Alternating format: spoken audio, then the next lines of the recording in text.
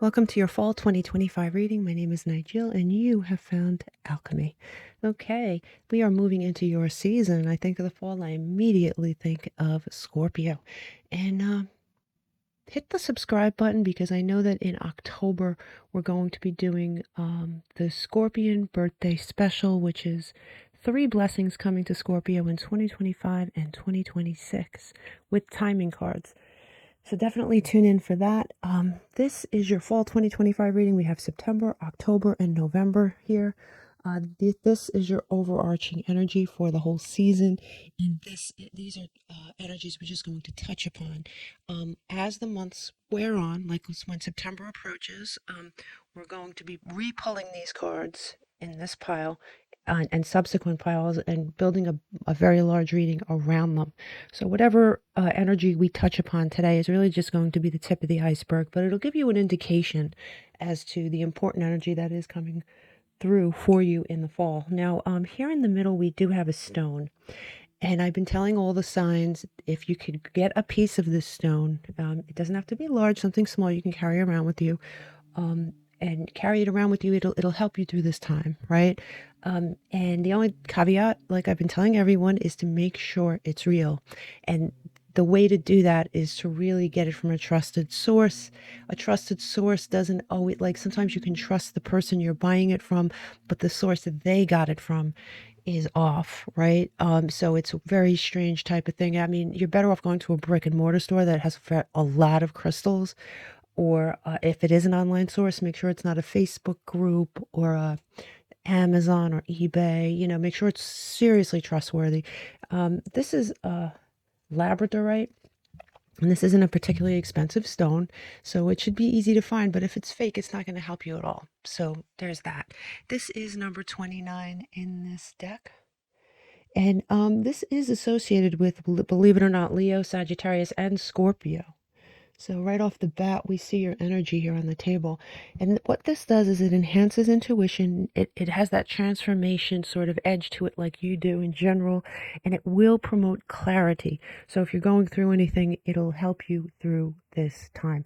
I do have a really large piece of it somewhere. I have a very extensive crystal collection, and it's actually very beautiful. It's a beautiful stone. Anyway, you do have the Great Serpent here on the table, and this is number 65 in this deck. And as we can see, you notice, I'm going to try to keep this as simple as possible. You notice the serpent, it goes around in a circle and is eating itself, right? The Great Serpent eats itself, not others. So this is telling you that the work starts and ends with you, regardless of what's going on around you, regardless of perhaps who may be annoying you, getting in the way. It may feel like people may feel like stumbling blocks, but as long as you're working on yourself and your reactions and your particular situation within you, everything else will fall into place. You do have the Destiny card coming in reverse.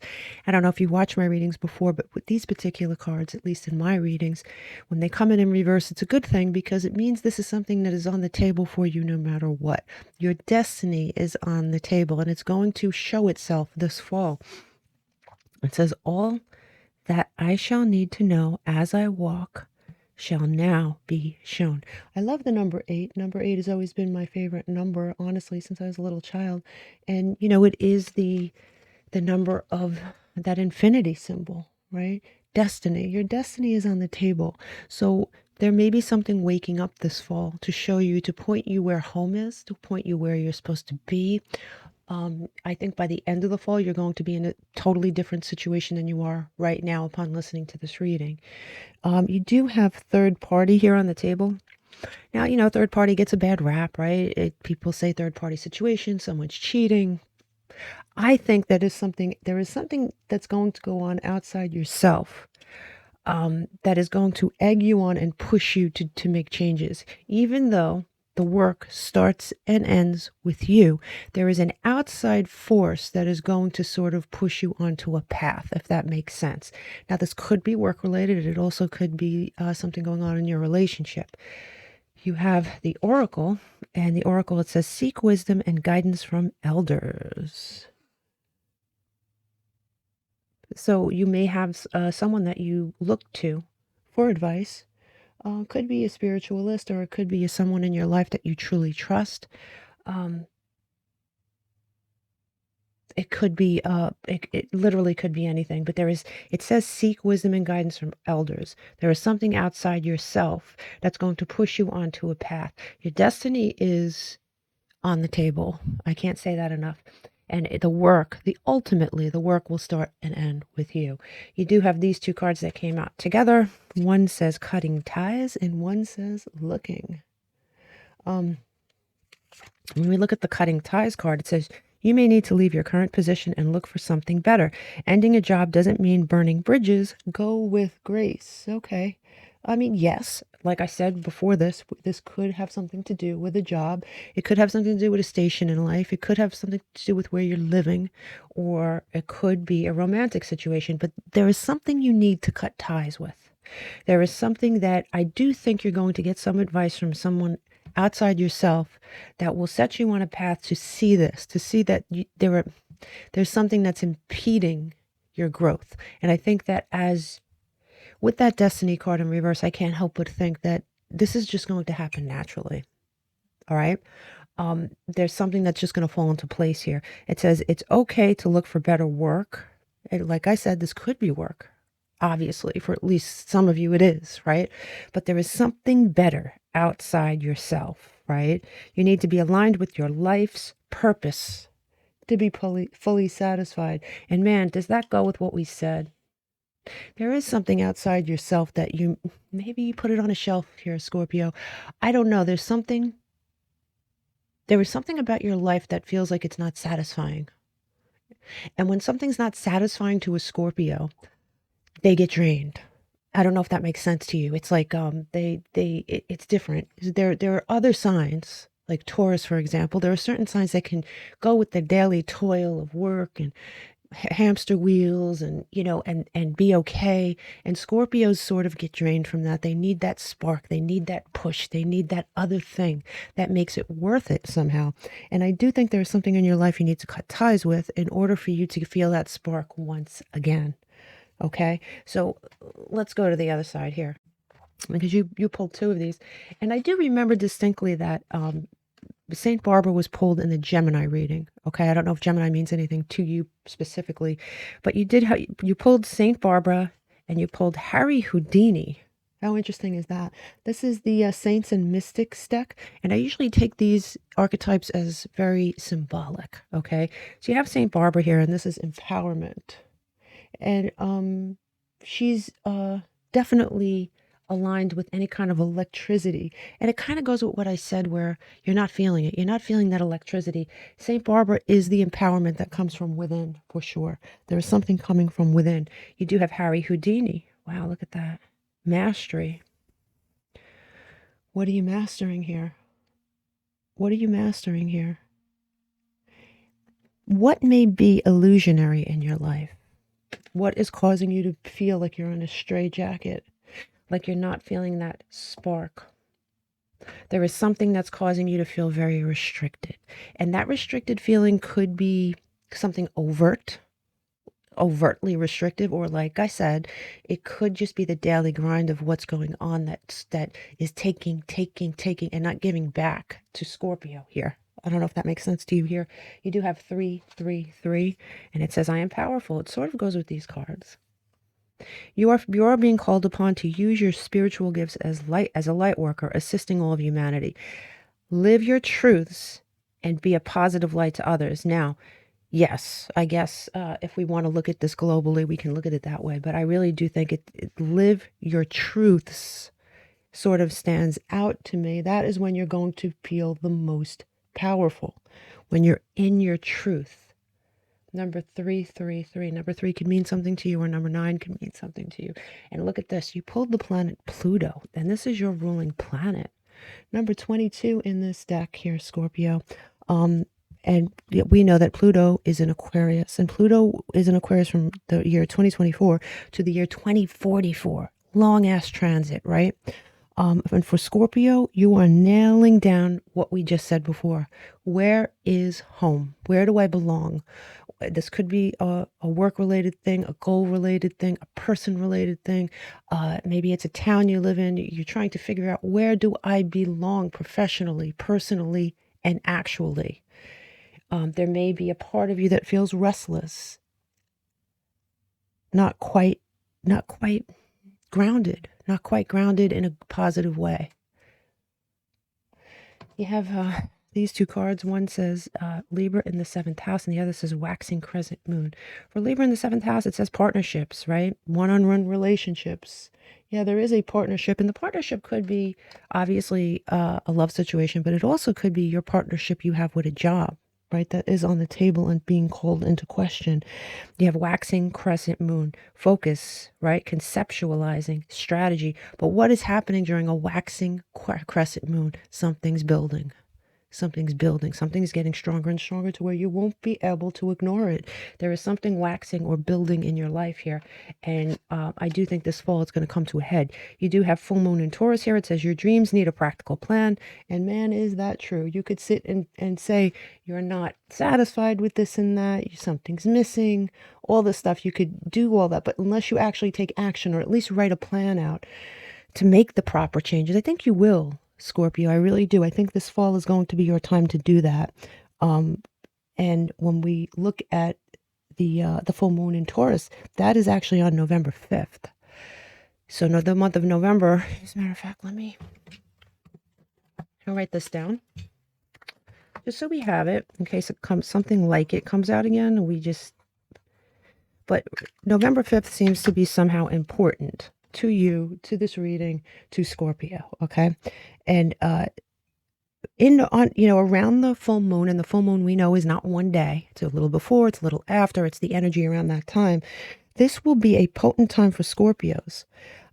This can bring what's subconscious in your life to light, to confront. It's like a sort of a self confrontation time, right? And it will cause you to make decisions about lasting change. In other words, release what does not serve your growth. Yeah. Okay. So down here we have, let's start with, just start with September here. Okay. We have, you have the 4 of Swords, and you have this. Now, this is a very expansive deck. Okay, a very large deck. And you have what you call the alternate card for the 4 of Swords. And this too, I'll throw the other one up as well. I'll put them side by side so you could see them. Both of them are air, right? There's no astrological correspondence in this particular deck. But as you can see, this particular person that's depicted on the alternate version is exhausted. He's just exhausted, and you could tell he's bruises on his face. His armor is off. He's been through it. He has been through it. And he's taking the rest that he needs, but it's almost like he has to. He has to take this rest, otherwise he's going to collapse. And now this exhaustion could be like what we talked about up here, where you're just tired of the hamster wheel. You're tired of your life going on endlessly as it seems. You want something different, right? This could be something you've recently gone through, where you're exhausted and drained from a relationship, exhausted and drained from work, exhausted and drained in period. I mean, look at this. Look at the difference between this card and the original. The original looks like almost meditative. He doesn't look battered. He looks like he's taking a time out because he's choosing to. He's maybe meditating about his life, maybe taking a time. But the other one, he has no choice. He's either going to rest or he's going to collapse. So that's actually interesting energy. Here you have the 8 of Cups. You have the 8 of Cups here in reverse, and the 8 of Cups is Saturn and Pisces energy. And this could be reluctance to let go of something that holds no magic for you anymore. I mean, what did we say over and over again? It could be you sort of, I don't know if the better the devil you know than the devil you don't know. This is stable. This job is very stable, or this relationship is at least somewhat predictable, even if it's not completely satisfying. Or, hey, this city isn't the best city for me, but at least I know it. At least, it's going to a brand new place would be, really hard. It's something like that. There is something that you're very reluctant to let go of, even though it holds no magic for you anymore. You have the Knight of Cups here coming in. Straighten that out. Coming in reverse. And, the Knight of Cups is, normally it's Neptune in Pisces, but in this particular deck, it's Neptune in Scorpio. You could, hold on one second. You could see the scorpions very clearly on the cup, right? So you have this Neptune in Scorpio energy, feeling emotional, feeling moody. Could be frustration, and I could see that because here you have the Four of Swords in that rendition of the Four of Swords, and you have this also Knight of Cups, right? Where you're not looking to offer anybody anything because there's nothing left inside you. Like I said, this could literally be a job knocking you on your ass. You do have the Queen of Swords in reverse too. All of these cards are in reverse. So you have the Queen of Swords here in reverse, Saturn in Aquarius. Now, normally this is Saturn in Libra, but you can clearly see the stars on this card. In this particular deck, she is a little bit different. So you have the Queen of Swords, and I'm telling you, you could be emotional, you could be snippy, you could be feeling isolated, or you want to isolate, you could be feeling cold. It looks like September is sort of definitely you starting on a path because you feel like you have no choice. Perhaps you've pushed this as far as it'll go. You do have the Queen of Pentacles as an outcome, and the Queen of Pentacles, there's a couple of things here, right? The Queen of Pentacles is Saturn and Capricorn energy, and this is ending with some sort of more grounded stability, right? But we also know that the Queen of Pentacles is the type of person, male or female, that gives and gives and gives. It's the watery side of Earth. So you could be hollowed out from giving, whether it's to a job, to a relationship, to life. You could be hollowed out, and you could be thinking about the past a lot here. Scorpio, you could be thinking about what it was like when you felt differently. And I think this is sort of setting the stage for change. We talked about the change here, especially with around this moon, right? It could be setting the stage. You're aerating the ground, okay? Because when we add this up and we break it down, we get Jupiter, and that it's Sagittarian energy, yeah, but it is that growth, it's that expansion. So that is setting the stage for something. And let's look at your October now.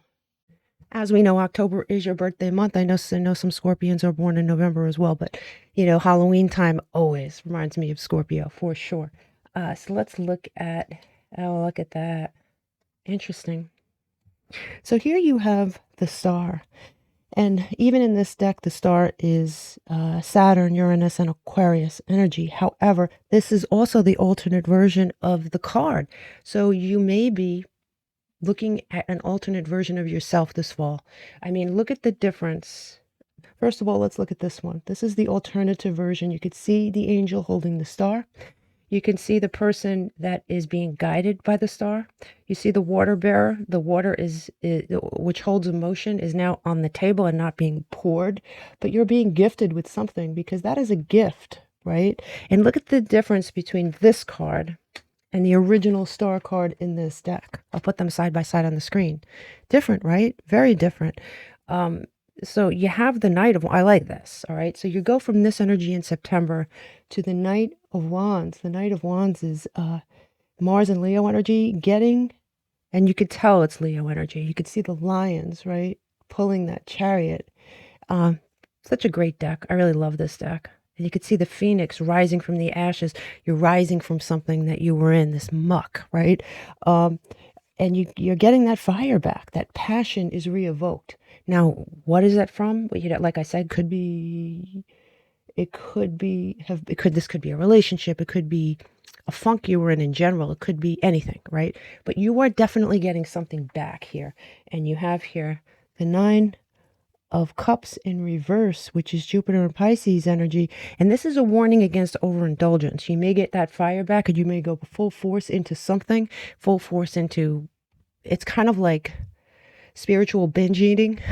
It's like, when you're depressed and then you finally start to feel better and you go full force into something instead of taking your time and getting back on your feet and doing it slowly. So this is a kind of warning against that. You do have the 5 of Cups here in reverse. Yeah, and it is the River of Tears, but it is different. Do you see how different it is?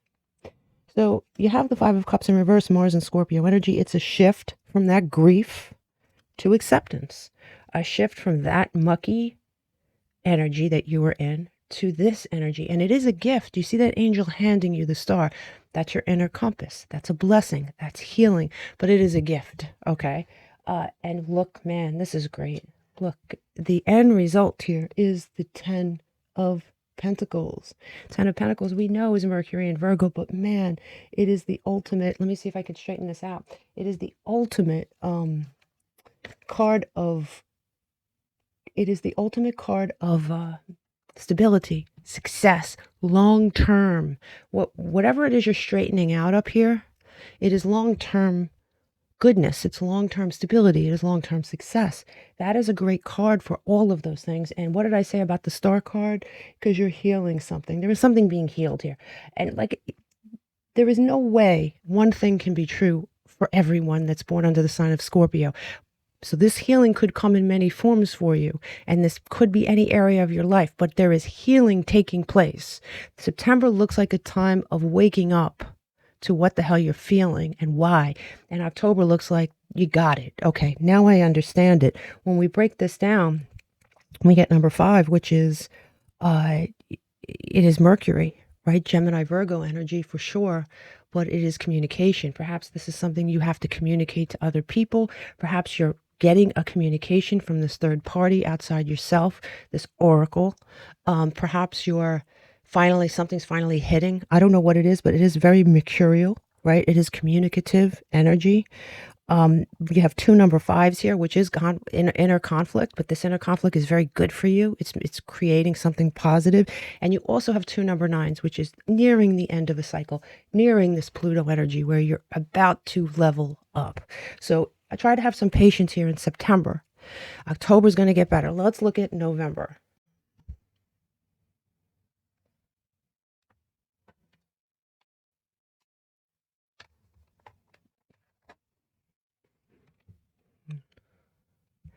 Okay.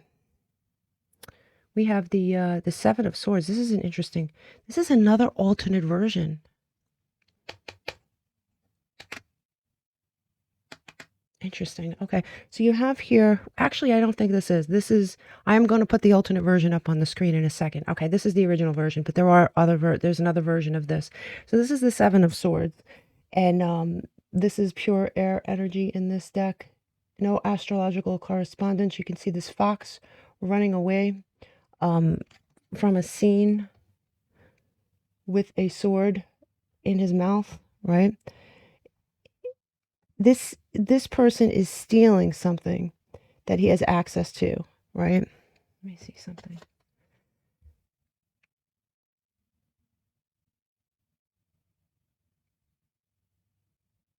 Yeah. Now that is the alternate version. Now this is a fox. This is someone smart. Okay. I'm sorry. I'm doing way too much thinking on this, but I can't help it. This is very interesting. All right, so we have alternate versions of this card. I'm going to put all of them up on the screen, right? You see the difference in these cards, right? But this particular rendition, the one that you have chosen, is a fox stealing a sword and that is strategy. The fox represents, it represents obviously intelligence, craftiness, strategy, and the fox is running away with a sword. So there's something that you're getting away with here. And it doesn't have to be nefarious. It doesn't have to be anything awful. It's just you strategizing. Whatever was going on, you get on your feet and then you start strategizing. And strategy is a very good thing, right? You do have here the Fool in reverse. And this is a Gemini Aquarius energy, depending on which book you read. But we know that this is a reassessment before proceeding. You're not proceeding down this path like a fool. You're not going on faith. You're making some informed decisions, you're strategizing, and you have here the Four of Cups. The Four of Cups is moon in Cancer, right? Tending to better things. You see the pregnancy here, right? You may be refusing other things, but you're tending to something that has long-term value, something that you love, something that really will make you happy in the end, okay?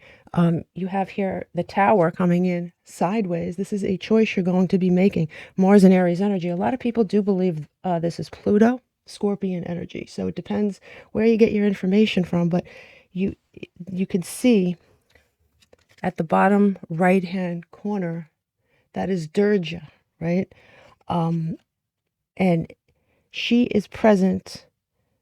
She's like, she's present when somebody's triumphing over something, right? Good over evil is present here. The snake, which is wrapped around, let me see if I can get this back up here. The snake, which is wrapped around the Tower, has that transformative energy. And that sudden swift change with that lightning bolt goes from night to day, boom, in a flash. And this coming in sideways is you having to accept this change.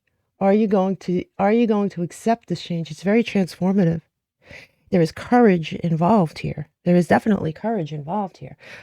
Here you have the King of Cups coming in sideways, right? This could be Sun in Scorpio. Some people say it's Sun in Pisces. But you have here, do you want to accept this change? Do you want to be balanced? Because the King of Cups is very balanced emotionally. When he's upside down, he can be a little manipulative. But this is a decision you're going to make too. Do I let my emotions enter into this decision, or do I go on logic? Okay? Because you're going to need courage, because there is change afoot. We talked about this. There is definite change afoot here. And when we add this column up, we break it down, we get Mars energy. And that Mars energy is that Tower energy, right? Aries energy. And you have two number sevens here, right? You're nearing the end of something, right? Over here you had the two number nines, and that is nearing the end to make this decision. And I think that you're going towards something entirely different here. But there are decisions that need to be made in November that are very important. Okay, we have the 3 months here. September, November, October. I am going to I guess I'm shuffling them. I'm going to pick which month is the most transformative month for Scorpio. October. We do have November 5th here. So November 5th, look for November 5th for you to have to make decisions. I really think that's going to be pertinent. But in October, that makes so much sense. That's when all this healing takes place. That's when you pull yourself out of this energy, right? So look towards October. The season, in my opinion, of Scorpio, and you're going to be in a very transformative time where you're going to be making decisions that are going to have long-reaching energy into your future. There is a third party involved here, and when I say that, there is somebody outside yourself that's going to help you through this, a wise person that you trust here, Scorpio. Now let's look at your numerology. Okay, when we add all the numbers up in this reading and we break them back down, we get the number 11, and that doesn't surprise me, right? It's that bridging number. You're going from one point in your life to another, two things coming together to form that number 11. The number that came out the most here was number 8, right? It is that sort of infinity symbol that we talked about way in the beginning, but it's also Saturn energy, right? It is that the Lord of Karma, lessons that you're learning about yourself. It starts and ends with you. The decisions you make are going to be really important this fall. The planets that came out the most, and I do use the plural because two of them were neck and neck. You have Mars, which is that sort of aggressive energy with the Tower, and you also have Saturn again. So Spirit doubling down on Saturn, okay? And the sign that came out the most here was Aquarius, the star. Aquarius came out the most. And Aquarius is that Saturn / Uranus energy. So you have Saturn again on some level. I'm telling you, Saturn is super, super, super important here. So definitely take that for what it's worth. And I will see you during your birthday time here, Scorpio. But I'll see you before that. I'll see you in September. Namaste.